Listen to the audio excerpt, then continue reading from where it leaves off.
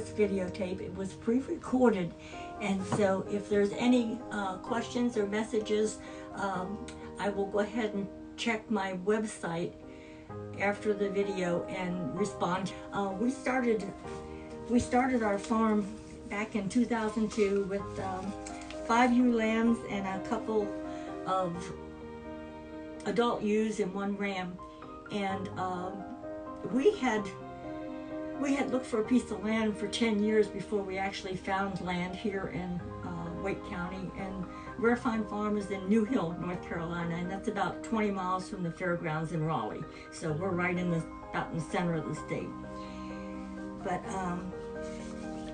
like I say, we started our flock in 2002. We have registered fine fleece Shetland sheep, and we had Shelties for over 30 years, and so I was accustomed to breeding and adhering to a standard as to what a person should actually be achieving when they're breeding animals. So after we got our sheep, it wasn't long, and I decided I'd go ahead and check out the standard. And much to my surprise, while what we started with was nice animals, they were not what the standard was according to 1927, in which the Shetlands were the very finest of all the British breeds. So after reading that, I did a hard look at what we had. While I did have a few animals that would fall into that category, it was quite a minority. And so with that in mind, I had never really worked with fiber, and didn't knit, crochet, any of that stuff. And so I thought the best way I could go ahead and try to improve what I had was to have micron testing done. And those samples are taken from the mid-side of the sheep and sent to like Texas A&M, and they do put it through a machine that does the average diameter and a bunch of different things, spinning fineness and everything. And anything that is over 30 microns, you get a real prickle effect so that it feels like it's poking you. And and if there's a big diversity in the fleece itself, where there's a lot of undercoat and outer coat, the outer coat are going to be stiff and prickly sharp. And so with our fine fleece Shetlands, they are more what's called single coated, and that is the micron range is anywhere from 20, in my case it's 22 to like 27. But like I say, when I started out, I had a number of animals that were over 30, and so it was a matter of every year going and taking those samples and sending them off, and anything that was over 30 was sent to a different place. And then another thing I had to do was I had to incorporate UK bloodlines in order to get those fine single-coated animals. So I was able to acquire a F1 ram from Gail Former, and that really changed the face and the fleece on my flock at that time, and I think I acquired him in 2004.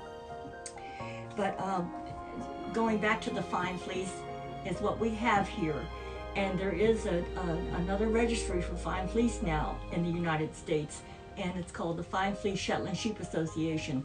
And your animals can only be registered with them after they have come into their second fleece and 22 months of age. You take the sample at that time, because your lamb fleece isn't indicative of the true quality of what the fleece is going to be as an adult. And so that sample is taken at 22 months and sent.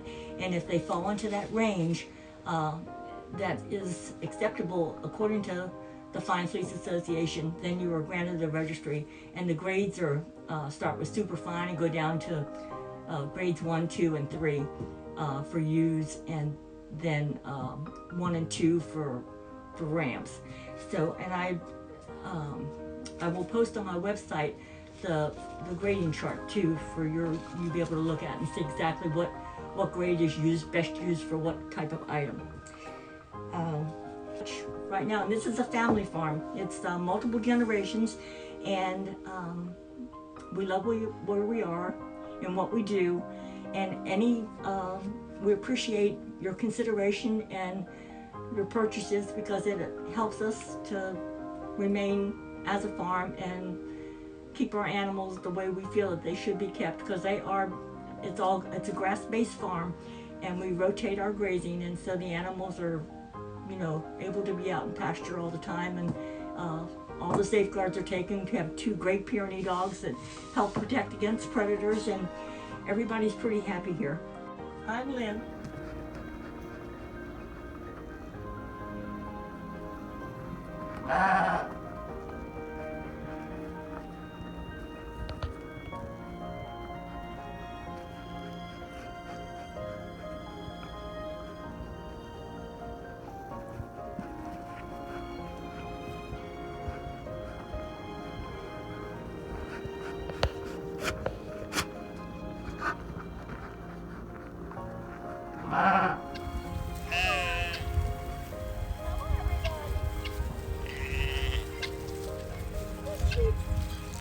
Good sheep.